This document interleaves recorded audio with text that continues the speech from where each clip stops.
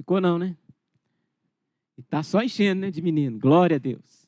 E tem mais vindo. Tem mais vindo. Glória a Deus. Mais crianças. É assim que Deus faz a igreja crescer também, né?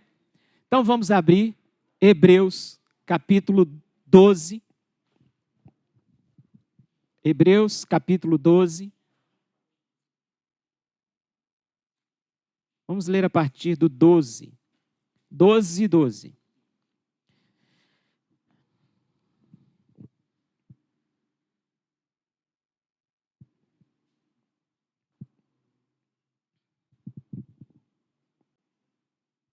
Hebreus 12 em diante. A Bíblia diz: por isso restabelecei as mãos decaídas e os joelhos trôpegos, e fazei caminhos retos para os pés, para que não se extravie o que é manco, antes seja curado. Segui a paz com todos e a santificação, sem a qual ninguém verá o Senhor. Atentando diligentemente, porque ninguém seja faltoso, separando-se da graça de Deus, nem haja alguma raiz de amargura que brotando vos perturbe, e que por meio dela muitos sejam contaminados. Nem haja algum impuro ou profano, como foi Esaú, o qual por um repasto vendeu o seu direito de primogenitura. Pois sabeis também que posteriormente, querendo herdar a bênção, foi rejeitado, pois não achou lugar de arrependimento, embora com lágrimas o tivesse buscado. Ora, não tendes chegado ao fogo palpável e ardente, e à escuridão, e às trevas, e à tempestade, e ao clangor de trombeta, e ao som de palavras tais, que quantos o ouviram suplicaram que não se lhes falasse mais, pois já não suportavam o que lhes era ordenado. Até um animal, se tocar o monte, será apedrejado. Na verdade, de tal modo era horrível o espetáculo, que Moisés disse: sinto-me aterrado e trêmulo.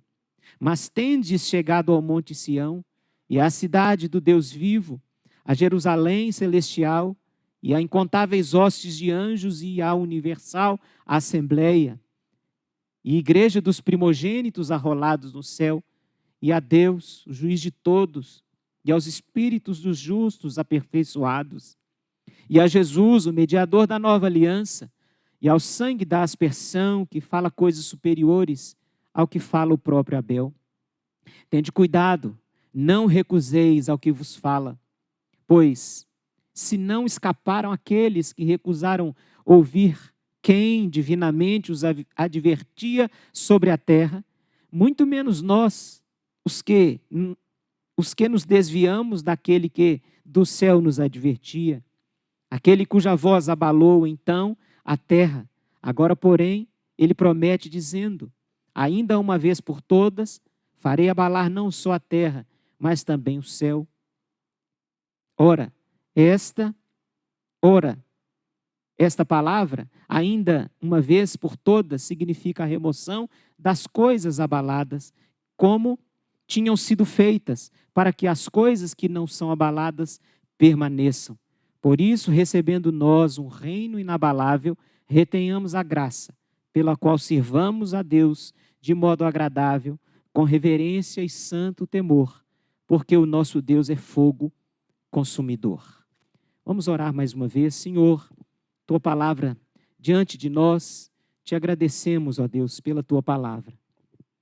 Agora, Senhor, faz essa palavra ter significado para a nossa alma, para o nosso dia a dia, para a edificação do corpo de Cristo. Em nome de Jesus, amém. Queridos irmãos, vivemos dias difíceis, dias sombrios, não é verdade? E aí nós temos muitas definições de vida cristã. De fato, eu trouxe tentei dar um tema para que a coisa ficasse mais palatável para nós. Mas eu estou pensando na carreira cristã, na perseverança de cada um de nós na sustentabilidade da nossa vida cristã. Como nós chegamos no final de 2022? Espiritualmente falando, animados com Deus, com a sua obra, lembrando da nossa salvação, alegres em sermos testemunhas vivas do amor de Cristo, do Evangelho, ou nós chegamos desanimados? Antes do Natal, nós ministramos nos versículos iniciais de Hebreus.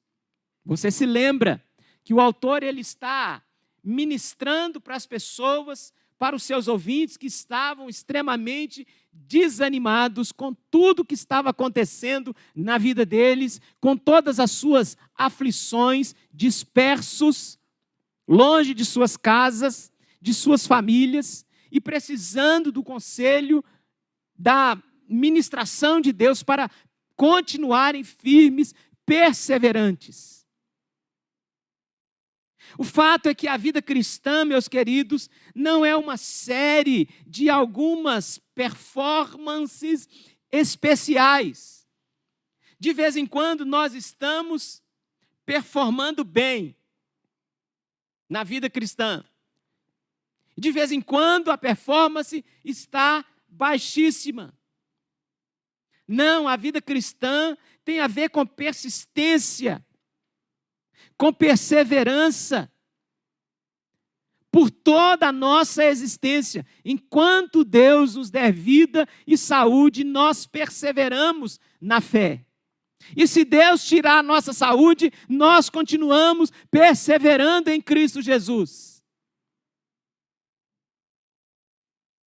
Muitas vezes nós podemos produzir explosões de entusiasmo de vez em quando. Isso não é difícil para ninguém. Mas o verdadeiro desafio do cristão é a sustentabilidade da sua fé. É no decorrer do tempo. À medida que o tempo passa, e o tempo passa para todos. Sim ou não? O ano já virou, hein? Não vai errar o cheque. Não existe mais cheque, pastor. Você está antigo. Estou mesmo. A vida cristã tem a ver com perseverança e nós perseveramos em Cristo Jesus. Não é aquela corrida rápida de 100 metros, mas é uma corrida, uma maratona longa, firme, onde o cristão se mantém estável, perseverante nos fundamentos da sua fé, no seu amor por Cristo, no seu amor pela palavra de Cristo. A segunda metade, de Hebreus capítulo 12, nos apresenta então uma diversa... Alguém passou ali, não tem? Calma aí.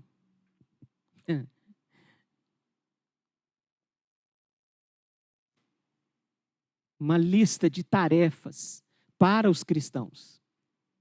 O autor ele sai de uma parte teórica e vai para uma parte prática.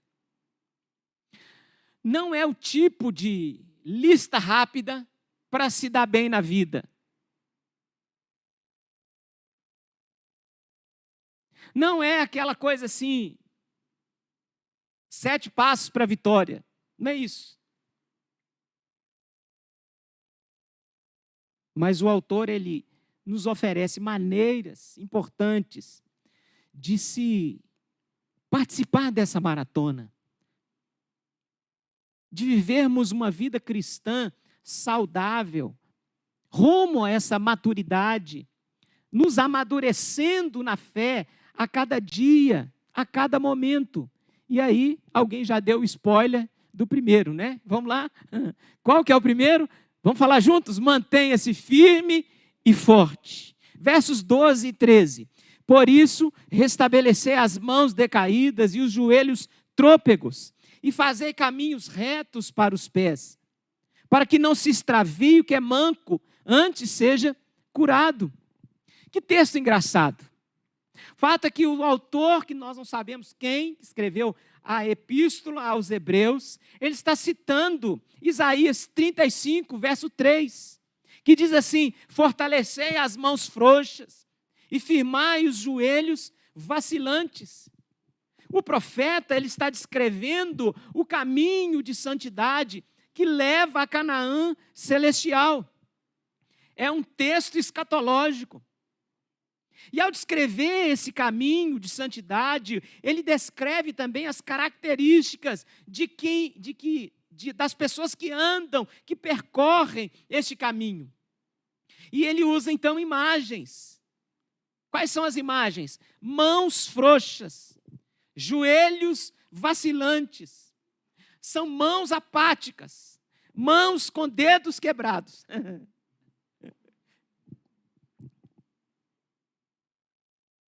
Joelhos fracos, ou seja, os ossos de quem está participando estão debilitados.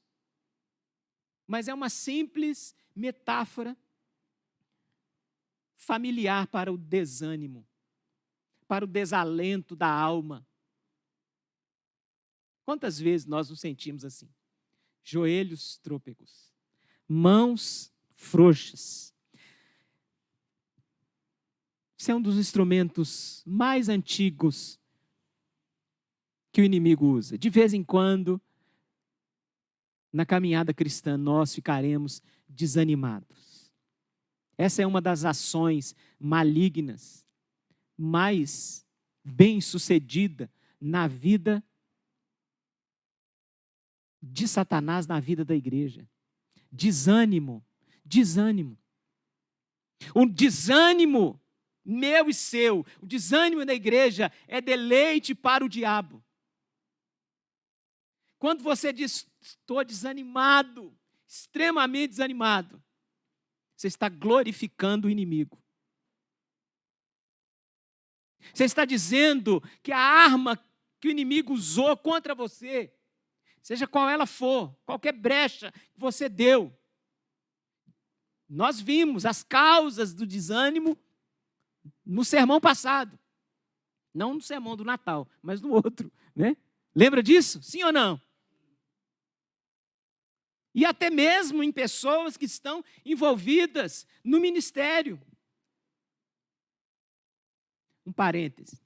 Quem está muito envolvido no ministério, aí aconselho aí os presbíteros, né? A Cristina e o Luiz, missionários, vocação pastoral, do Paul Tripp. Estou lendo e é uma surra, um coro, cada capítulo, cada página é um coro.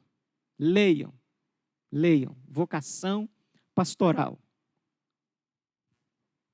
Fecha o parênteses. O desânimo também acomete a vida dos líderes. Por quê, pastor? Porque servir a Cristo não é andar por aí feliz demais, em uma felicidade ignorante das realidades da vida.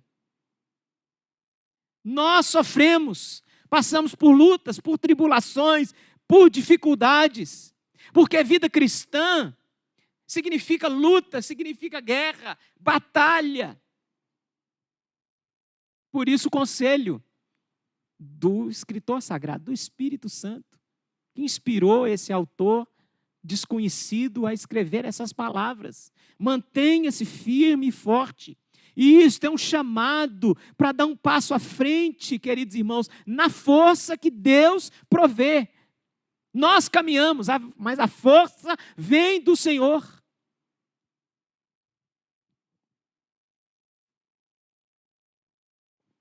Isso deve chegar nos nossos ouvidos, mas reverberar também lá dentro de nossa alma, do nosso coração. E o Salmo 103, o salmista começa, ele acerta demais. Ele diz, bendize, ó minha alma, ao Senhor. Parece que ele acordou extremamente desanimado. Aí ele fala assim, Acorda, minha alma, bendize ao Senhor, lembra dos benefícios, pelo amor de Deus, senão você não levanta da cama. Bendize, ó minha alma, ao Senhor. Irmãos, os que seguem a Cristo estão numa luta. Você ganhou de presente sua salvação. Amém? E o crente não perde a salvação. Amém? Aleluia. Mas você ganhou de presente também o inimigo, que quer acabar com sua vida. E quer fazer de tudo para te jogar na lona. Para fazer suas mãos ficarem frouxas e os seus joelhos vacilantes. Mas nós temos que declarar, olha, nós temos que nos recusar diariamente a gratificar, a glorificar o diabo, permanecendo desanimados. O diabo ama ver mãos frouxas e joelhos vacilantes. Ama ver os nossos braços enfraquecidos para com a oração, para com a leitura da palavra, para com a comunhão com os irmãos. Ama. Ele ama ver o crente se desviando dos caminhos da obediência. Não tem ninguém vendo, não tem problema. Então é imperativo que em 2023 você se mantenha firme. Firme e forte na força que o Senhor provê. Pondera a vereda dos teus pés, diz Provérbios, capítulo 4, 26. E todos os seus caminhos serão retos. Então, queridos irmãos, deixar de seguir o caminho reto da graça tem um efeito prejudicial sobre nós e sobre aqueles outros que estão, lembra dos versos primeiros? Que estão correndo conosco, que estão conosco, ombreando na maratona, nessa corrida da fé. Na jornada. Então cuide para que você fique firme e forte no caminho do Senhor, no caminho da obediência, no caminho rumo à maturidade. Esse é um compromisso que todos nós temos que fazer. Em segundo lugar, busque santidade e harmonia. Verso 14, o texto sagrado diz: segui a paz com todos e a santificação, sem a qual ninguém verá o Senhor. O imperativo nos comunica um esforço concentrado e vigoroso. É isso que o texto está dizendo. Nós temos que ter um esforço concentrado e vigoroso em seguir a paz e em buscarmos a santificação. A ideia de um caçador indo atrás de sua caça, de sua presa.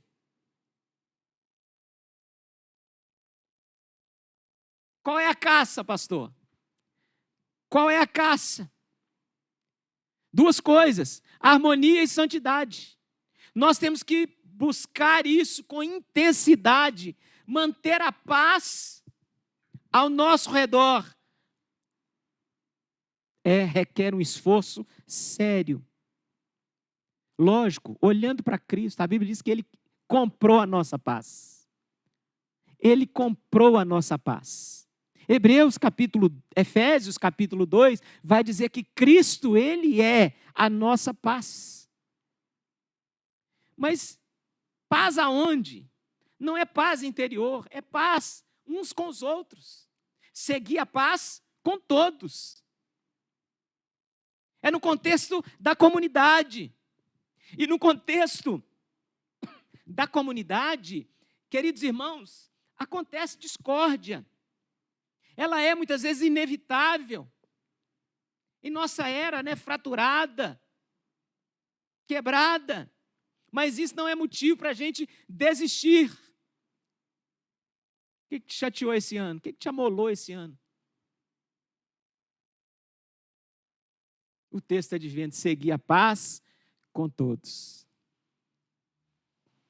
Não vai viver 2023 engasgado, hein? Tem que ir lá e resolver. Amém, irmãos? Amém? Tem que resolver. Esforcemos-nos, então, para a gente crescer em harmonia, para livrar desses fardos, né? Desembaraçando de todo peso e pecado, diz o autor no capítulo 12. E esses fardos, esses pesos, esses pecados, eles vão embaraçando as pernas, eles vão, sabe, dando nós na vida, na caminhada cristã, na nossa jornada.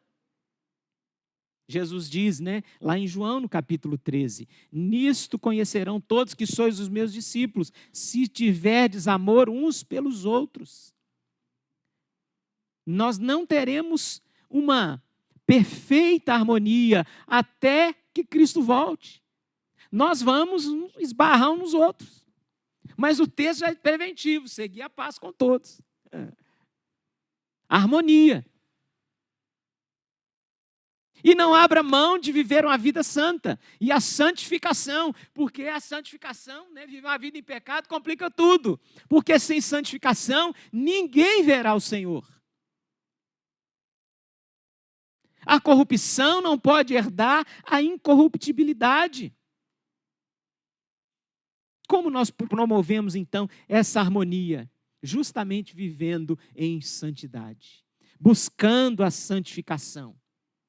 É a santificação que nos oferece essa estrutura estável para a harmonia.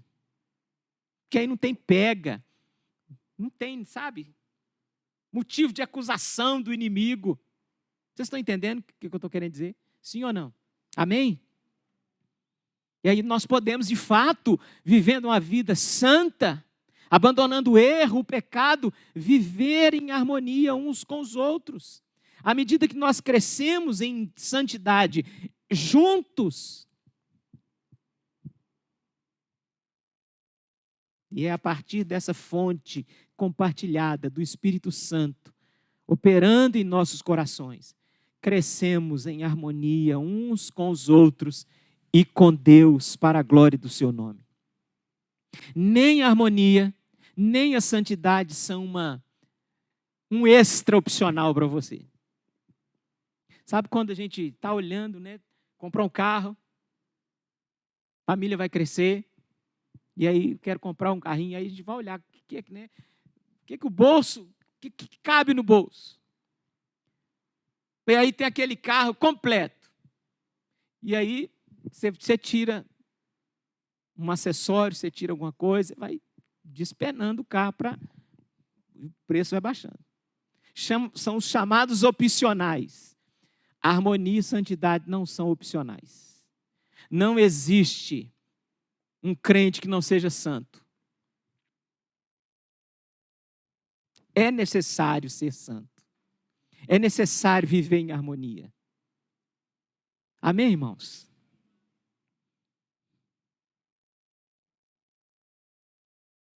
Vamos caminhar.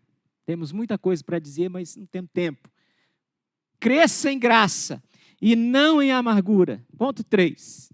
Olha aí o verso 15. Atentando diligentemente, porque ninguém seja faltoso, separando-se da graça de Deus, nem haja alguma raiz de amargura que brotando vos perturbe e que por meio dela muitos sejam contaminados. Como nós podemos nos perder neste mar de graça de Deus? Como? Isso é muito fácil de fazer. Como, pastor? Quando nós estamos num culto como esse e nós dizemos assim, puxa vida, por que fulano não veio hoje? A palavra justamente era para ele e ele não veio.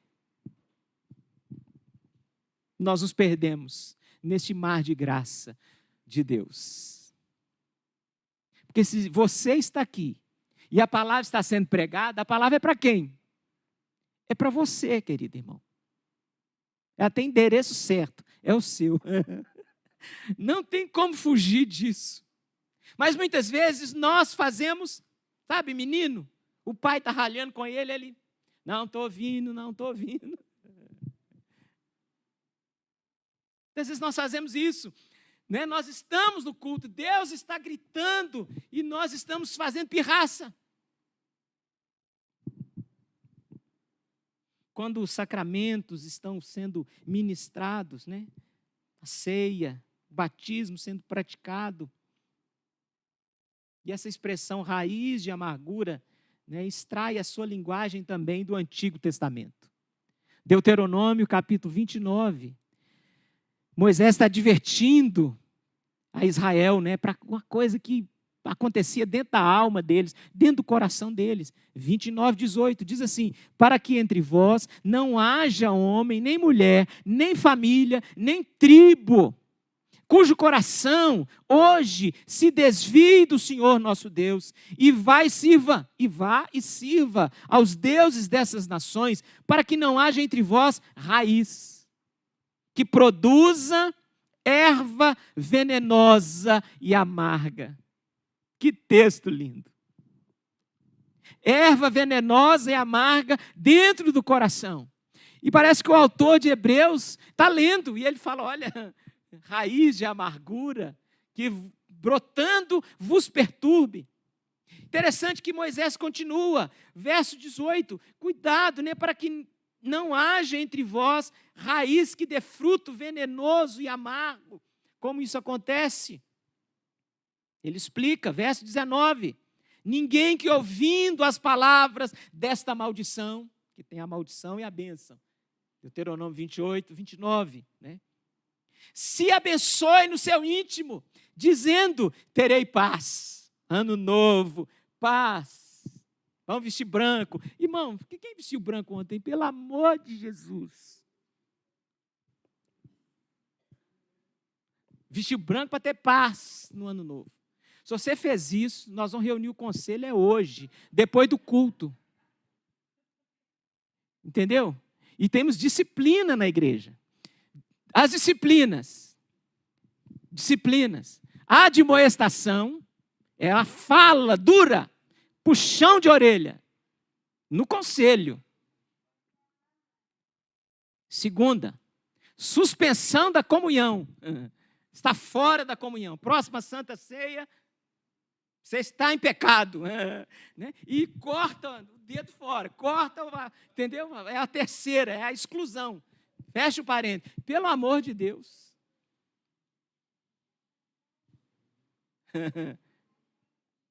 Vamos voltar para o texto. Volta para o texto. O texto diz, e se abençoe no seu íntimo, dizendo, terei paz, ainda que ande na perversidade do meu coração, para acrescentar a sede à bebedice.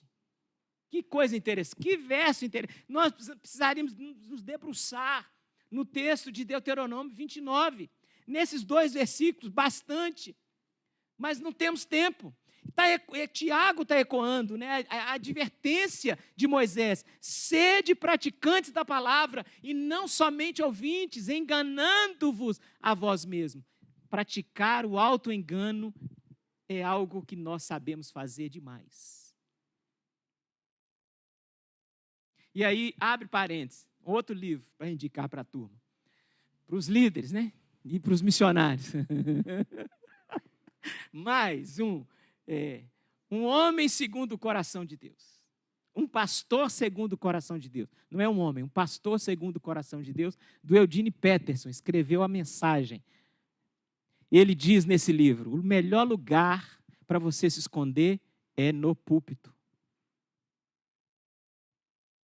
O melhor lugar para um pecador se esconder é no púlpito. Você pode falar e não viver nada daquilo que você está falando. Que Deus tenha misericórdia de nós. Amém? Ore pelo seu pastor. Nós ouvimos, né? Mas sem realmente ouvir, lá na alma. E quando isso acontece, nós estamos demonstrando que estamos aí convivendo com a natureza caída. Em paz com a nossa natureza caída. Com a nossa depravação, com a corrupção que habita em nós. E miserável homem que sou. Então nós lutamos com inveja, amargura, raiva, desânimo. Essas coisas começam, né, lá dentro das nossas almas. Como ervas daninhas, elas destroem a nossa comunhão com Deus. E o que brota daí? A amargura, coisa amarga.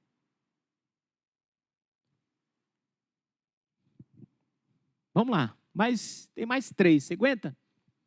Diga amém se você aguenta. Rejeite a imoralidade e a impiedade. 4, né? Verso 16, nem haja algum impuro ou profano, como foi Esaú, o qual por um repasto vendeu seu direito de primogenitura, pois sabeis também que, posteriormente, querendo herdar a bênção, foi rejeitado, pois não achou lugar de arrependimento, embora com lágrimas o quisesse buscado. Lógico, tem toda aquela teologia da eleição e da reprovação que nós cremos. Deus elege um e reprova o outro. Ele amou Jacó e odiou Esaú. E mesmo que ele quisesse, buscou arrependimento, não achou. Os ouvintes do autor de Hebreus viviam naquela sociedade, né, predominantemente pagã, assim como nós. Assim como nós, que valoriza a promiscuidade, uma vida sem modéstia, um ambiente carregado de sensualidade, de conteúdo sexual. E neste ambiente é imperativo que o crente rejeite a imoralidade, que o crente, de fato, ele entenda quem Deus é. Deus, de fato, é santo.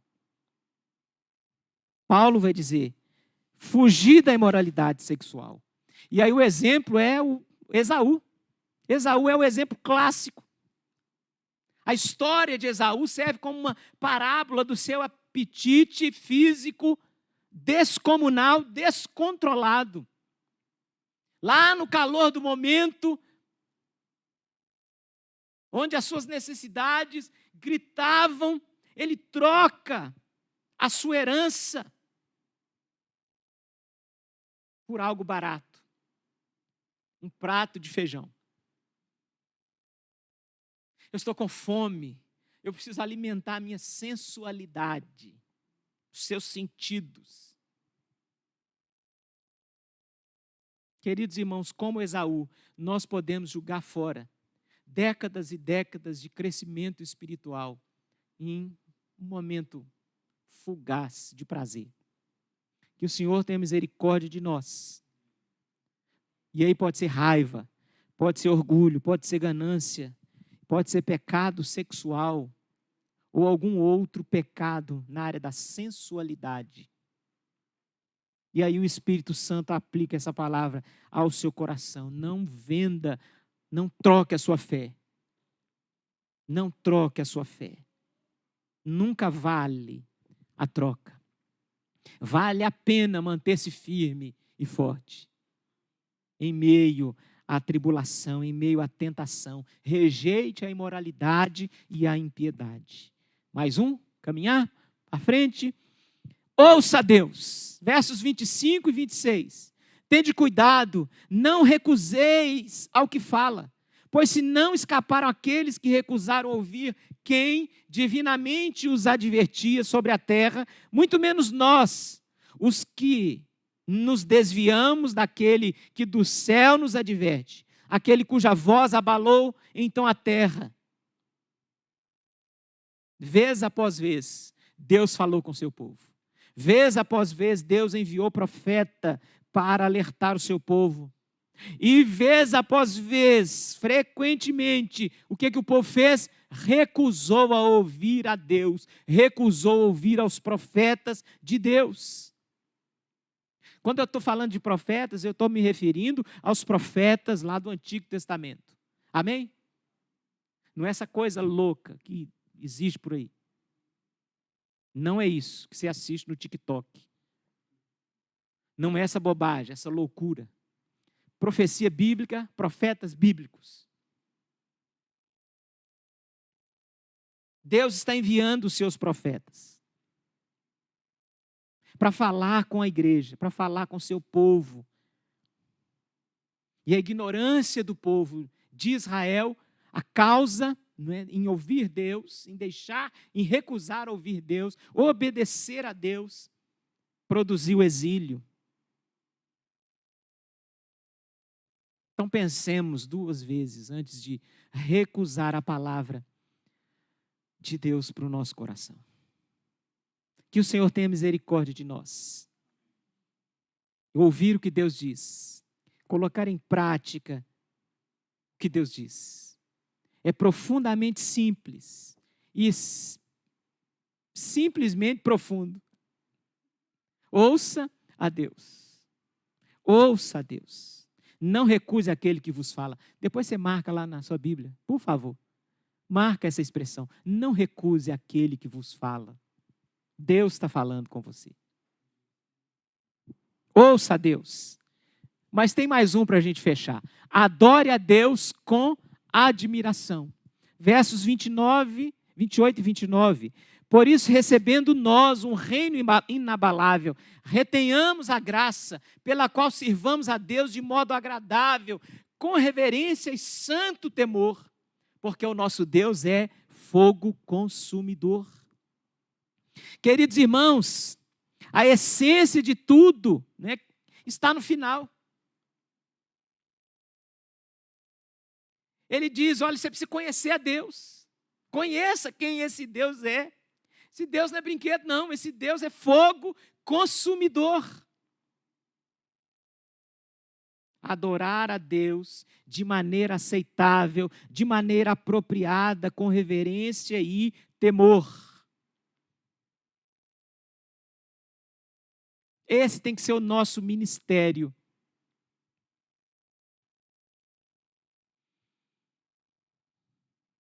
Porque quando nós adoramos a Deus, quando nós cultuamos a Deus, em espírito e em verdade,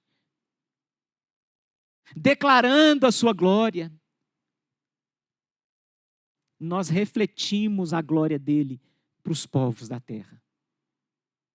Refletimos a glória dele para as outras pessoas. E isto é fundamental para a caminhada cristã. Para chegarmos lá no final de 2023 e dizermos novamente, até aqui nos ajudou o Senhor. Nós perseveramos, nós louvamos a Deus, nós cantamos ao Senhor com alegria nos nossos corações, nós vivenciamos a nossa fé e não foi apenas na hora do culto, nós saímos equipados para fora para que pudéssemos declarar a glória dele lá no nosso ambiente de trabalho, na nossa família, vivenciar a nossa fé fora das 4 paredes da igreja, ou seja, uma adoração corporativa, mas uma adoração corporativa que modifica, que influencia a nossa vida pessoal. E aí nós podemos oferecer essa vida pessoal como sacrifício vivo, santo e agradável a Deus, que é o nosso culto racional, o nosso culto espiritual. Por quê, irmãos? Por que isso? Ele explica. Porque o nosso Deus é fogo consumidor. O nosso Deus é fogo consumidor. Ele é digno de ter toda a nossa vida dedicada a Ele. Para você ter sustentabilidade na sua vida cristã, adore a Deus com admiração. Quem é esse Deus que eu estou cantando? Quem é esse Deus que eu estou dedicando a minha vida? Entregar-se inteiramente a Deus e praticar esses que eu chamei de fundamentos, né, para a maturidade. Não é uma responsabilidade que nós temos que realizar de má vontade. Não, tem que ser de forma alegre. Tem que ser de forma alegre, tem que ser, queridos irmãos, é o nosso privilégio, prazer, viver como Deus deseja que vivamos. Então, alegre-se pelas dificuldades, alegre-se pelas lutas, nas tentações. Olhe para o Senhor.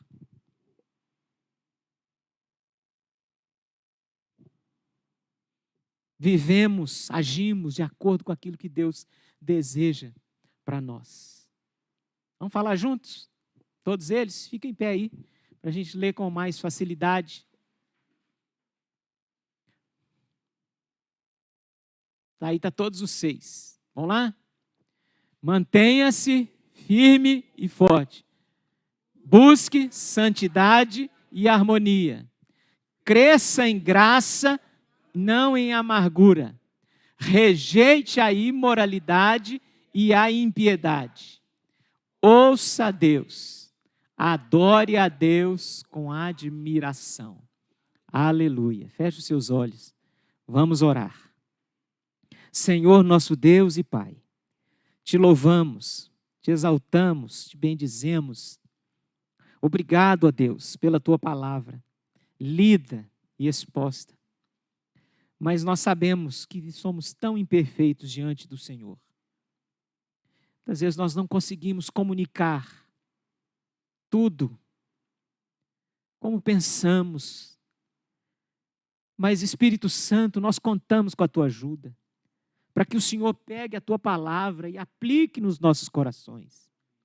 Saiamos alimentados, fortalecidos, preparados, ó Deus, para um ano, Senhor, de bênçãos na tua presença. Um ano de caminhada, de perseverança, de caminhar, ó Deus, rumo à maturidade cristã. Aumenta a nossa fé, aumenta o nosso ânimo de servir ao Senhor de forma alegre. Ó Deus, perdoa os nossos pecados, tantos não confessados. Ajuda-nos a correr com perseverança a carreira que nos está proposta. Senhor, abençoa a tua igreja, abençoa o teu povo. Nós lembramos aqui do Felipe e da Emily. Jesus, tem misericórdia da Emily, Senhor. Visita a tua filha, toca nela, em nome de Jesus. Manifesta tua glória, o teu carinho ali naquele casal, em nome de Jesus. Ó Deus, pedimos aqui para os tantos problemas que nós não sabemos, mas o Senhor sabe a dor, o que vai no coração, a aflição, o medo desse ano.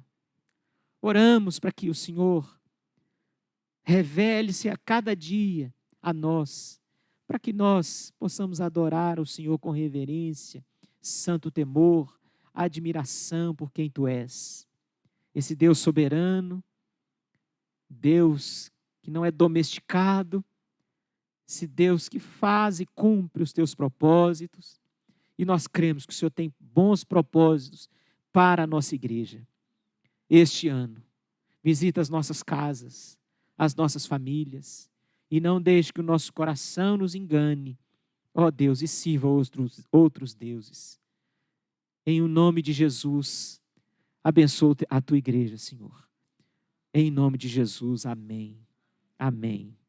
E agora, meus amados irmãos, que a graça do nosso Senhor e Salvador Jesus Cristo, o amor de Deus, o nosso eterno Pai, a consolação e o poder do Espírito Santo de Deus esteja sobre a sua vida, sobre a sua família, sobre todos aqueles que amam verdadeiramente a Jesus e aguardam a sua gloriosa vinda, hoje e sempre. Amém. Amém. Feliz Ano Novo. Né? Feliz Ano Novo. Amém? Amanhã tem mais.